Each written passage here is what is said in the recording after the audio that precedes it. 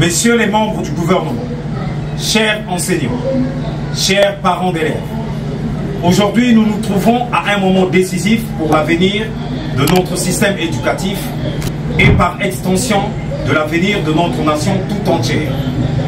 Ce 21 octobre 2024, le collectif des enseignants du Congo, avec le soutien indéfectible du collectif des jeunes du Congo et de la diaspora, CICD en sigle, a décidé de se mobiliser dans une grève générale face à les différences qui entourent nos revendications. Aux membres du gouvernement, nous vous lançons un appel solennel. L'éducation est le pilier sur lequel repose toute société prospère.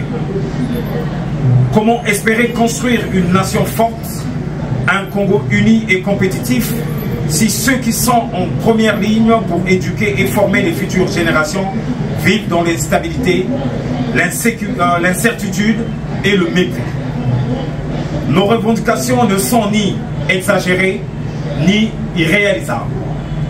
Elles sont de besoins fondamentaux, indispensables pour garantir un environnement éducatif propice à l'épanouissement de nos enfants. Parmi ces revendications, nous rappelons 1. L'intégration des enseignants communautaires et prestataires dans la fonction publique pour une stabilité professionnelle et des droits égaux. 2.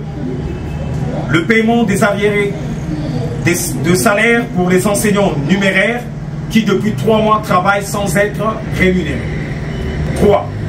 Le règlement des bourses des enseignants communautaires et volontaires qui n'ont reçu aucun soutien depuis plusieurs mois. 4. Le versement des soldes d'activité dues aux enseignants restés impayés. 5. La révalorisation des échelons avec efforts financiers concertés par la Direction générale du budget, DGB en sigle. 6. La mise en place d'un statut particulier pour les enseignants, reconnaissant le rôle crucial dans notre société. Nous ne demandons rien d'autre que de pouvoir accomplir notre mission dans des conditions justes et décentes.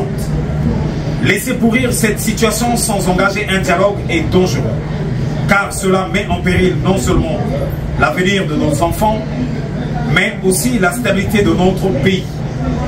Nous vous invitons donc à ouvrir sans délai des négociations afin de trouver des solutions à cette crise. À vous, chers enseignants, je tiens à vous exprimer toute ma reconnaissance et mon soutien dans cette lutte que nous menons ensemble.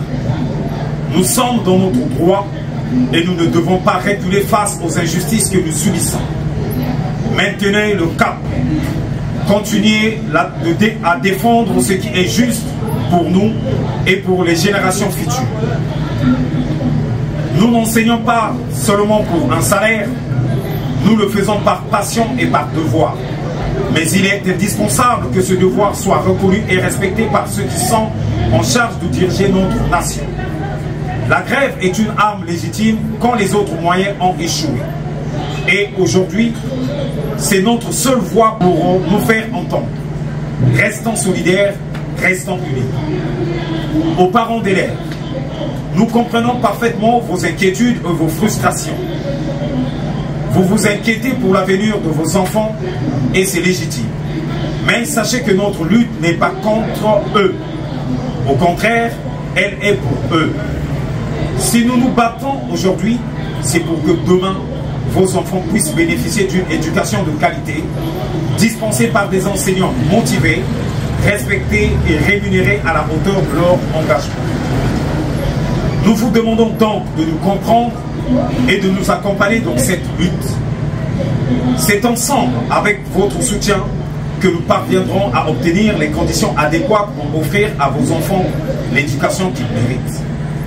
La situation est difficile, mais elle est nécessaire pour que nous puissions avancer.